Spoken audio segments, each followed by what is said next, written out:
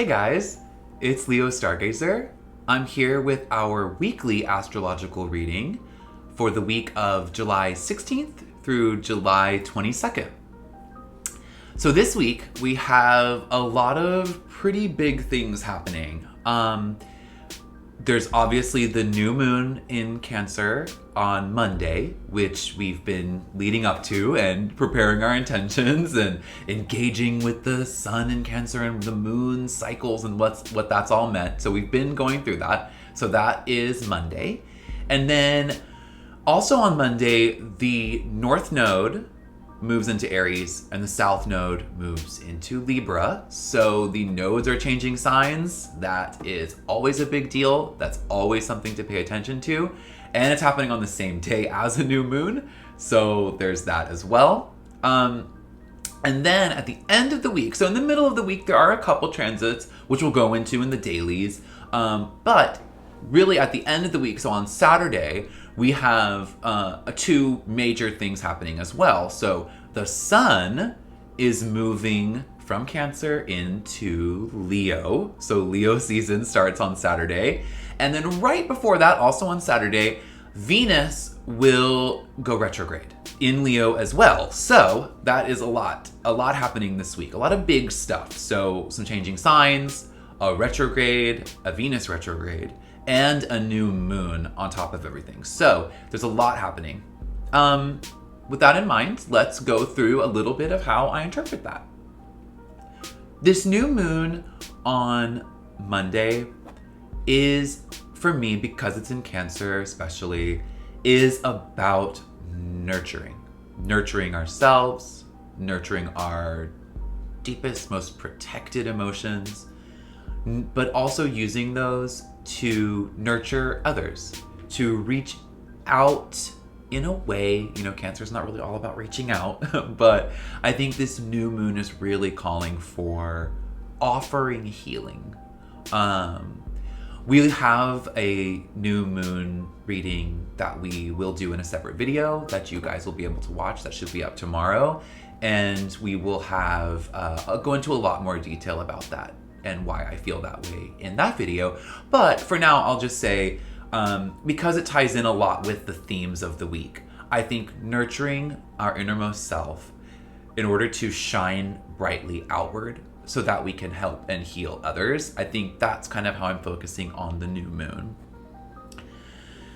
In terms of the nodes changing signs, I think we'll have time to see how that settles in. About 18 months, I believe, before the nodes will change signs again. So we are beginning a new journey of desire and a new appetite for action and passion, and also a release of potentially holding too hard onto balance. Maybe something to do with indecision as well. So we'll be exploring those themes a lot more, but just know that with the new moon, with Leo season beginning, and with this Venus going retrograde in Leo, with the nodes changing signs as well, there is this idea that some of these feelings, some of these passions, a lot of your drive for action and balance, those things are kind of going to be coming up and maybe shifting. So be open this week to that happening. I do want to focus on, obviously, on Leo season beginning. I've talked a lot already about shining outward. I think that the sun in Leo this season in particular is definitely calling for that. I think the biggest thing informing that, though, is this Venus retrograde. So depending on what house you have in Leo, this retrograde will affect you differently. I want to try to focus on the positive. There could be stuff that comes up, but I really want to focus on the positive to start out with. Let's set intentions for this in a positive way first. So the way that I look at it is Venus staying in Leo while the sun enters, and right now Mercury's still there too, is showing me that reviewing how love and beauty and pleasure, all of the Venusian ideas, how those ideas make you shine the brightest. So where in the way you love? Where in the way you approach beauty, art, your own sense of beauty and attractiveness and things like that? Where you seek pleasure, how those things make you shine the brightest? It's Leo. Now the sun is shining its light in Leo. So we're reviewing this stuff, of course, because it's a retrograde, but there's this sense of light, of shining. And I think that that's really, really key for this upcoming season. I think also, if you find something in that review, in that Venus exploration, that seems weird or bizarre to you, or even alternative, something that maybe is different than what you thought before, something that's maybe different than others think. Even people in your community or your family or your friends or anything. If you're finding yourself attracted to those things, or you're finding that those things really bring you the most shine, analyze that. Look into it. Keep yourself safe, obviously. Boundaries are still always going to be important. Paying attention to that kind of stuff is still important and should always be there. But we don't want to burden ourselves with that right now. I think we really want to explore our pleasure centers, review those things. And if we find something strange, maybe that's cool. Maybe lean into it. But trust yourself first and foremost. I think that's really the key. I think that's another key for this week too, is really, really trusting your ability to nurture yourself, but also to understand what makes you shine. And you don't know everything, and you won't. So don't worry about that. In fact, this is calling for you to be on a journey of self-discovery, especially when it comes to beauty. So really, really engage with that. Today, I also did a weekly reading, a weekly tarot reading, like I do every week. And we will definitely be getting into that in a bit. And so I want to make sure that we are still focused on the intention. I don't want to lose sight of the new moon with Venus retrograde in the sun in Leo. I want those ideas coming up to really empower our intention setting for the new moon, especially at the start of the week. And so the spread that I chose is the Empress. So obviously there are definitely Venus themes there, but there's also themes of nurturing. And so I will get into that spread and how it turned out right now. All right, so with the Empress reading, we set the intention of nurture. So I wanted to keep it pretty general. And as I start to shuffle in my usual way, I am repeating this intention over and over in my head. Just the word, nurture. I want to bring in the idea of Cancer's nurturing vibes into this reading and really inform it.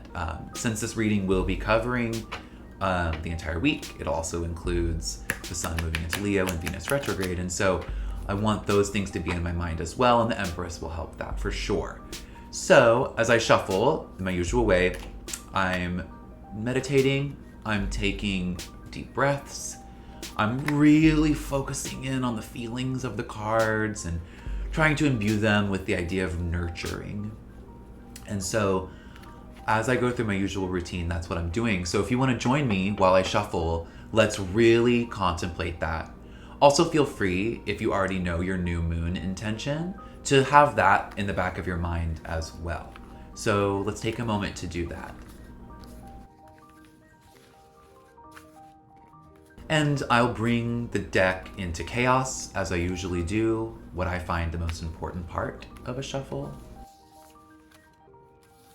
And then I bring it back to wholeness, and repeat my intention. And the deck this time, I felt it was finished a little earlier than usual. So once it got back to wholeness from chaos, I immediately started drawing the cards this time. It just felt right, and I always want to go with my intuition.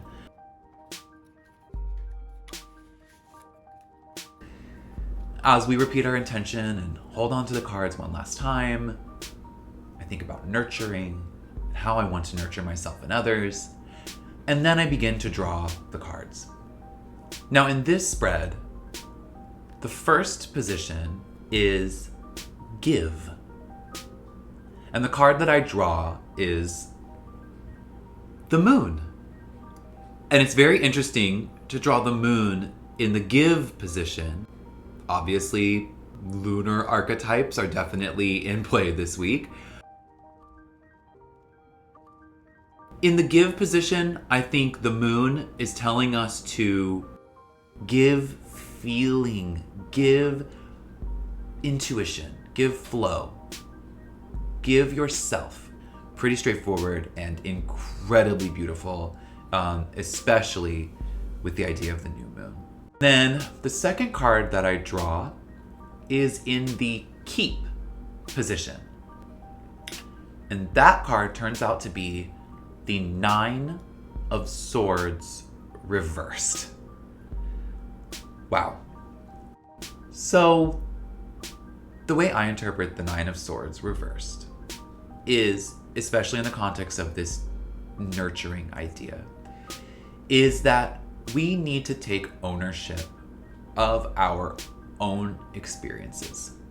We need to trust that what we've been through, especially the more intense stuff, is real, we own it, and it has formed us.